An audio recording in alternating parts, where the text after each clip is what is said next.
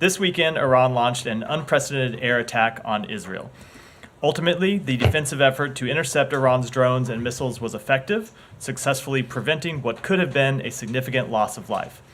This was a shared success, and the United States is proud to have played a critical role in it. Over the past 2 days following the attack, the President and the Secretary have consulted extensively with partners in the region and around the world. Secretary Blinken spoke yesterday with the foreign ministers from Egypt, Jordan, Saudi Arabia, Turkey, Germany, and the United Kingdom, and he continues to make calls with foreign counterparts today.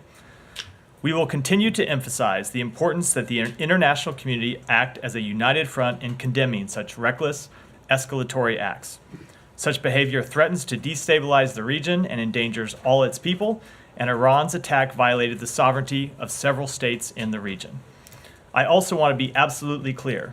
The United States' commitment to Israel's security is sacrosanct. Our contributions to Israel's defense against Iran are a clear manifestation of that commitment. So too are our efforts to advance a ceasefire of at least 6 weeks in Gaza, which would secure the release of all remaining hostages and create a pathway to a more enduring peace. We remain committed to advancing that work and providing lasting peace and security for Israel, for the Palestinian people, and for the broader region. And we will continue to engage regional and international partners urgently on these areas in the coming days.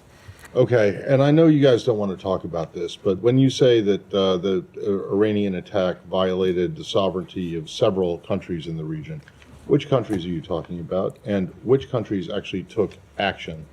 So with respect to the first question, so the attack violated not just obviously Israel's sovereignty, but you saw missiles launched from Iran and fly over other countries in the region. Such as? I'm not going to speak to those. I'll defer to my colleague. Right, Hold okay. on. Let's just say I will defer to my. They didn't fly over Australia. I will. So where did they fly over? I will say two things. One, you can look at the flight path, but two, I will defer to my colleagues at the Pentagon who are more appropriately situated to speak to that question. And when it comes to responding to that attack and work to assist Israel in its defense, I will let any other countries that were involved speak to their. Hi, Matt. So U.S. has been cautioning Israel about its retaliation. I'm wondering what's the most recent steer you're getting from Israel on what kind of further retaliation they're going to. I'm just not going to speak to our private diplomatic conversations. When we have talked to Israel, we have made clear, as we demonstrated on Saturday, that we are committed to their defense.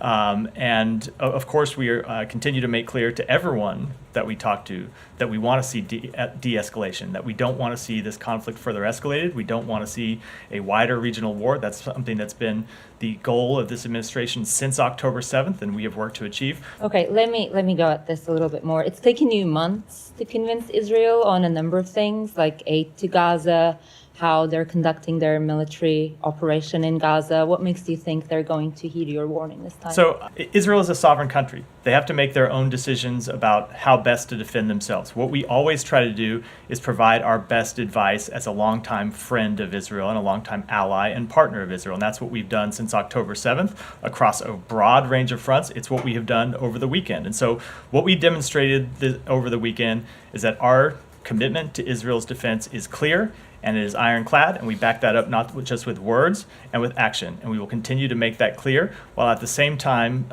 ensuring that everyone knows that we are committed to de-escalation in the region, and that's the policy we're trying to pursue. Right. On the UN, Robert Wood said yesterday, in the coming days and in consultation with other members, U.S. will explore additional measures to hold Iran accountable. Here at the United Nations, can you give any clues on what that might include? So we have been consulting with partners on this very question over the past several days. When I read out the Secretary's calls, one of the things that we have talked about in those calls are any further actions to hold Iran accountable for its behavior. If you have seen this administration take action since day one to hold Iran accountable, we have put more than 500 sanctions in place on Iran and Iranian entities, and we will continue to hold them accountable, but I don't have any specific measures to announce today.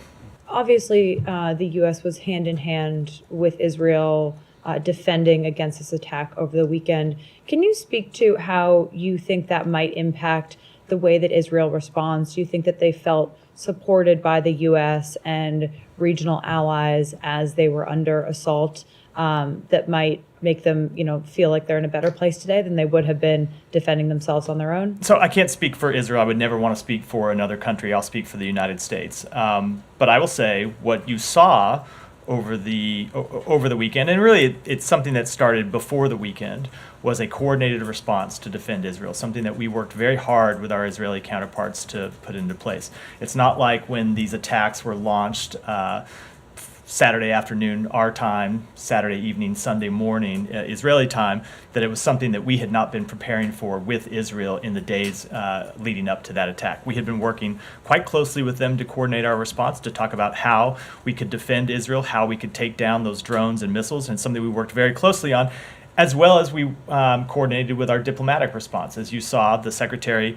had a number of calls with foreign counterparts last week to send messages indirectly to Iran, to ask other countries to make clear to Iran that they should not escalate this conflict. We shared all of those conversations with the government of Israel, made clear to them that we were working with them not just militarily, but that we were working with them diplomatically, and that's what we are committed to continue to do to defend the state of Israel and the people of Israel. We are making clear to everyone in the region that we don't want to see the conflict escalated, and that is a message that we have sent not just starting this weekend, not just last week, but really since October 7th. If you've paid attention to the Secretary's trips, and I know you have, and a lot of people in this room have been on these trips, one of the things we have always talked about and that we have engaged intensively in diplomacy to try to pursue is a de-escalation of the conflict and to prevent the conflict from spreading and widening. It has been one of the primary strategic objectives we have been pursuing and that we will continue to pursue in the days ahead. We are committed to Israel's defense. That will always be true. That commitment remains ironclad. It will not change. And if there are further attacks on Israel, of course we will continue to defend them. The UN missile sanctions on Iran that expired in October last year somehow enabled this attack. How do you respond to that? So I would say, first off, that's just absolutely not true. But, and to get into kind of the facts of that, Iran has a ballistic missile and drone program that has been building for years, well before those sanctions expired, and that were continued not just in administrations going back decades, but under the previous administration's watch. So Iran has continued to pursue these destabilizing activities, but what we have done is at the same time held Iran accountable for its destabilizing activities, and that includes sanctioning, as I said, imposing more than 500 sanctions on Iran and Iranian entities since the outset of this administration, and we will continue to hold them accountable as appropriate. The sanctions are not working. Iran has for years tried to evade sanctions imposed by the United States, imposed by our European allies, imposed by the United Nations. But what we have seen the sanctions do is drive up the cost for Iran to do business, slow down their weapons programs, and ultimately at times I think you can see them produce less effective weapons. I probably shouldn't get into that in detail, but less effective weapons than they otherwise would.